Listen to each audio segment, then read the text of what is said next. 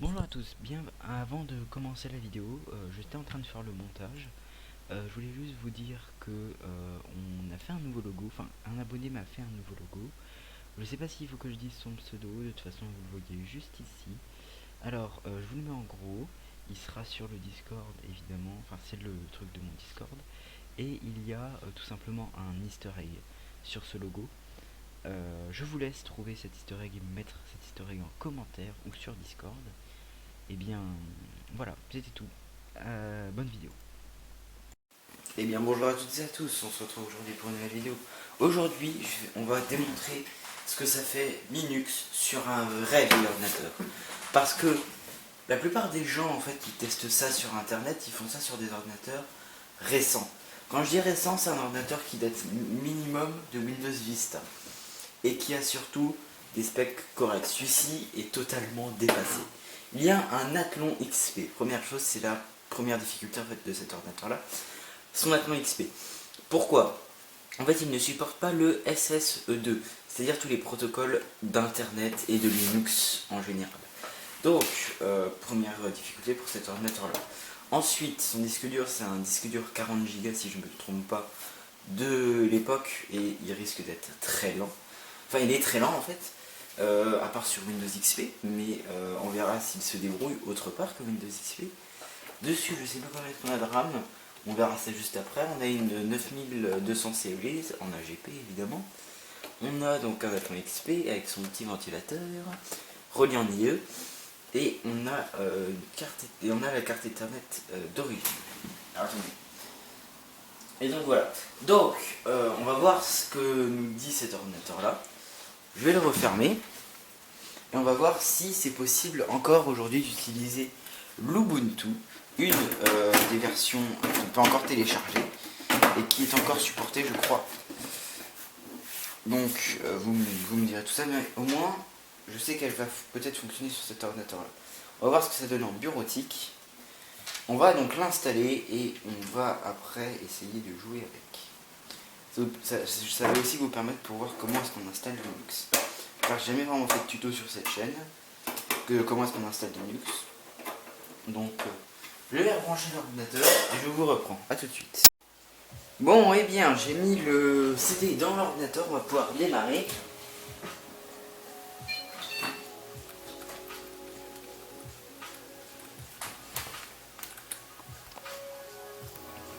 Et j'ai aussi monté l'ordinateur. C'est parti. On va booter sur le CD-ROM.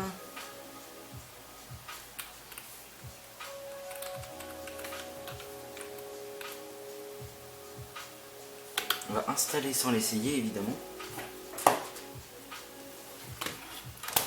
On va pas l'essayer, hein. On sait quand même à quoi ça ressemble le Ubuntu.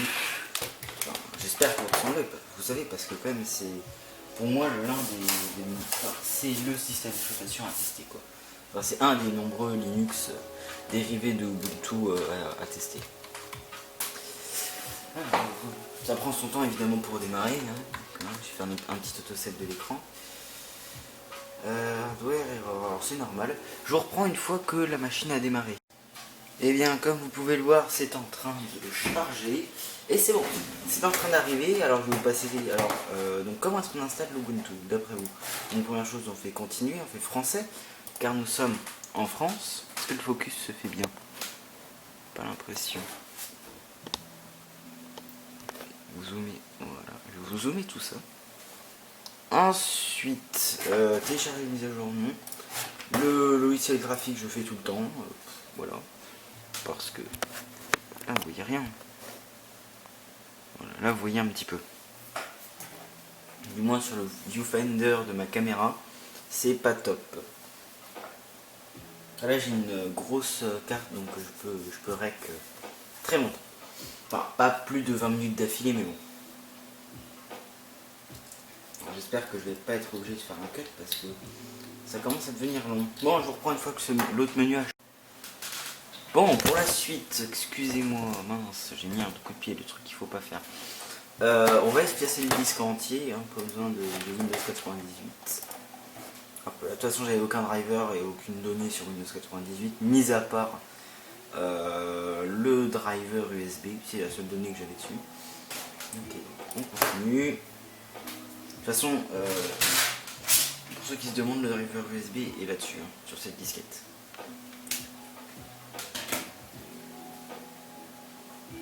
Comme d'habitude, ça prend son temps, donc je vous reprends une fois que l'autre menu. Bon, on en est enfin où est-ce qu'on nous demande le clavier. Je fais continuer normalement. Dans quelques secondes, on devrait avoir enfin le menu qui nous demande d'inscrire notre nom. Ça serait bien. Pour information, cet ordinateur-là, on va vite, on va tester assez rapidement, entre guillemets, ce qu'il dit. Enfin, si sur internet c'est à peu près fluide. Hein. Mince, je n'ai pas le vernu activé. Hop là. Bref, 2006. Alors, le nom de l'ordinateur, le Ubuntu-Action XP.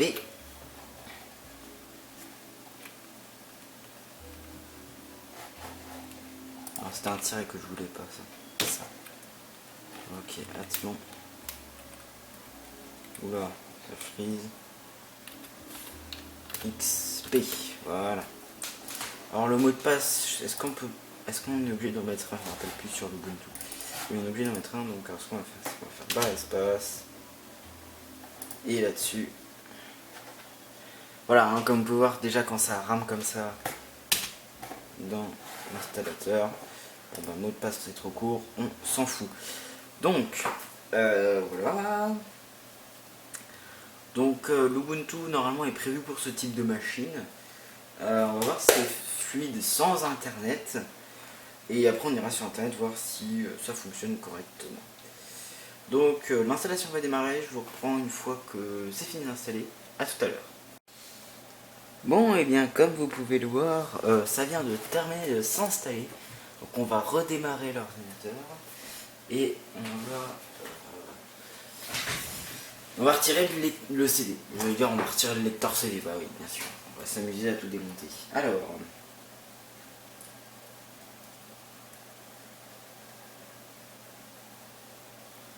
Ça a bien entendu être un petit peu long, hein. C'est pas drôle. Bon, vous savez quoi, je vais vous reprendre une fois que ça reboot parce que vraiment. C'est trop long. Hein. Ok, bon, 1h30 d'attente plus tard. On peut presser. Alors, si vous arrivez à voir. Putain. De focus de merde. Mais, il n'est pas possible. Voilà. Entrée. Et. Oula. Non, mais. On fait pas pire que moi. Voilà. Donc, ça va. Reboot. One.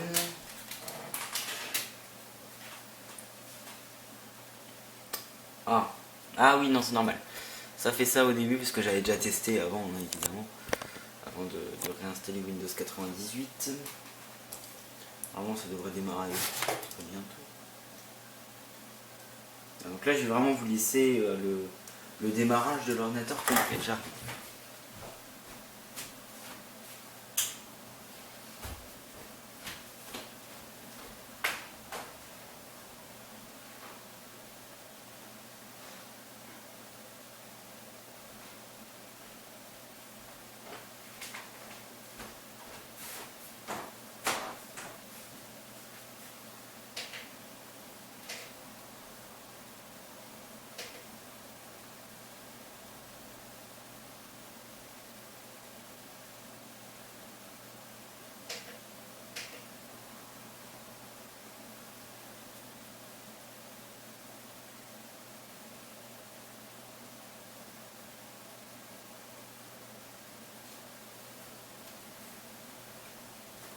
Ok, donc ça a démarré. Bon bah voilà. Hein. Ça a été assez rapide quand même. Alors, c'est assez fluide. Alors, on est quand même avec une sauvegarde.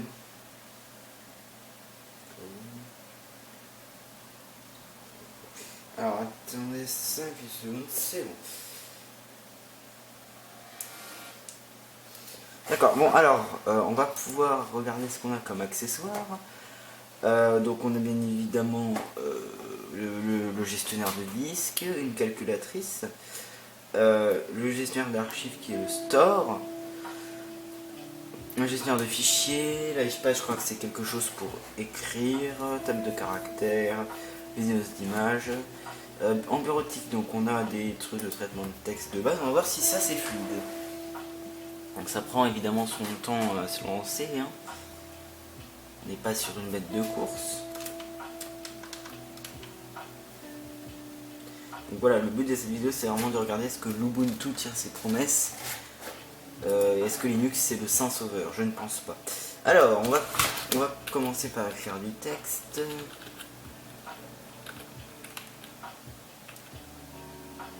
Oula. Alors c'est pas fluide du tout. Là j'ai arrêté de taper, hein. Mes deux mains sont là. Et alors non, je vais taper 2006. C'est bon, mes deux mains sont là. Voilà. Et on a des magnifiques blocs graphiques juste ici. On va fermer ça tout de suite. Et mon dieu, qu'est-ce que c'est long. Fermer sans enregistrer. Ok. Alors, ça qu'est-ce que c'est? Ça va être les mises à jour. On ne fait pas les mises à jour. Voilà. Internet. Son vidéo. Alors, on va aller dans... Où est-ce que c'est déjà? Pour... Alors, voilà. Les benchmarks. Parfait. On va regarder ce que ça donne. Alors, computer... Benchmark CPU. On va benchmarker le CPU évidemment.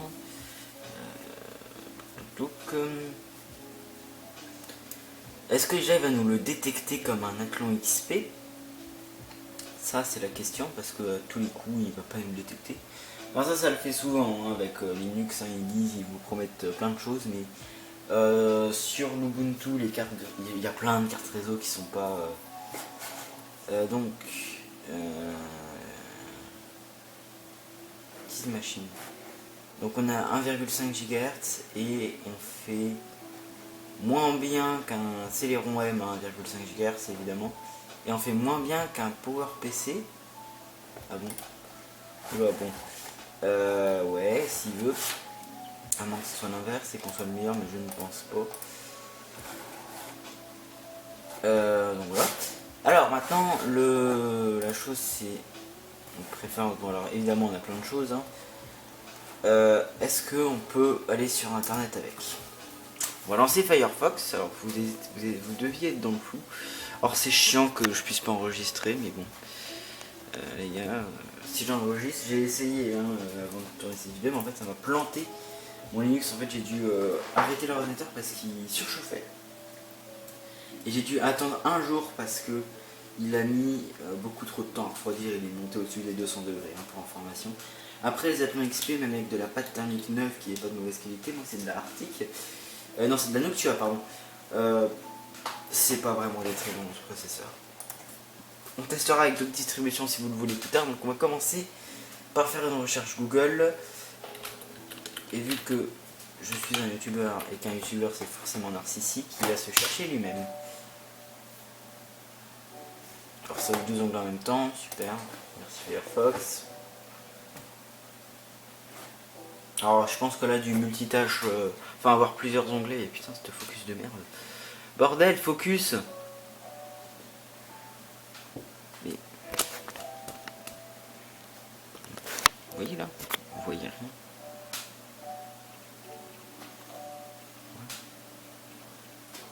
Ah, bon. Alors on va se chercher, mais pardon. Alors Firefox, c'est ça qui m'énerve chez lui, c'est dès que tu le lances, ça te demande 45 trucs. Est-ce qu'on peut faire une recherche? Eh bien maintenant, alors tac, on va fermer cet onglet. Alors c'est un petit peu plus fluide là. On va donc rechercher sur Google. Je t'ai dit de te fermer. Voilà. Alors, s'il veut bien évidemment. Trèfle 2006. On va voir alors ce qu'on trouve, parce que j'ai jamais vraiment tapé mon pseudo sur Google. Ah, parce que je ne m'appelle pas comme ça dans la vraie vie, ça serait bizarre. J'aurais le nom le plus pourri de la terre. Hop là. Il se focus de merde. Je suis désolé. Allô. Hop là. Alors. Ça, alors, comme vous pouvez le voir, ça prend énormément de temps. Donc voilà, pour moi la Plume XP n'est plus utilisable sur internet. J'ai fait mes tests avant, hein, évidemment. Et un Pentium M à 1,3 GHz est déjà plus compatible. C'est bien mieux. Donc je pense qu'on va s'arrêter là. Hein. Vous voyez très bien comment ça met du temps. Hein, et je n'irai pas sur YouTube avec. Hein. Ça c'est mort. Je sais qu'il y en a qui vont me le demander. Mais je ne vais pas aller sur YouTube. Alors une fois que la recherche est lancée, ça va à peu près vite, mais enfin vraiment à peu près. Hein. Donc c'est pour ça que tous ceux qui disent que ouais, Linux c'est le sauveur, oh mais attends c'est mes vidéos ça, oula, bah, je sais même pas qu'on a dit ça, que ouais, le Linux c'est le sauveur, etc., que ça ravive tous vos ordinateurs, et que ça tourne sur 16 mégaoctets de RAM, et des processeurs à 700 ou MHz ou des trucs comme ça. Je ne le crois pas, peut-être que Debian le fait, mais l'Ubuntu ne le fait pas. Donc l'Ubuntu ne tient pas ses promesses. Cette vidéo a été ultra longue à réaliser parce que j'ai eu des problèmes avec le CD, j'ai eu des problèmes avec le PC. D'ailleurs, je l'ai restauré en live cet ordinateur là. Vous allez voir la rediffusion. J'ai mis 2 heures. Hein. Donc voilà. Alors, prochaine vidéo va porter sur... Attendez, il faut juste que je desserre le trépied. Celui-ci. Et hop, 360. Là-bas, le J3. Et après cette vidéo, ou alors vous choisissez en commentaire, pour ceux qui sont restés jusque là, c'est soit je fais une vidéo sur les Power Mac, enfin sur les Mac anciens, de comment est-ce que j'ai fait pour les réparer et de ce qu'on peut faire avec aujourd'hui. Et je tiens à vous dire que un Power Mac G4 c'est bien mieux que ça. Sur macOS, hein, pas sur Linux. Hein. Et donc voilà. Et si vous, alors ou sinon je fais la prochaine récupération déchetterie. Et on testera la prochaine fois avec d'autres systèmes d'exploitation, Debian, entre autres, et surtout Windows XP. On testera ce que vaut l'Atlan XP sur Windows XP. Il n'y a pas de jeu de mots. Et bien moi, je vous dis à la prochaine, à plus, c'était Trèfle 2006. Merci d'avoir regardé, salut.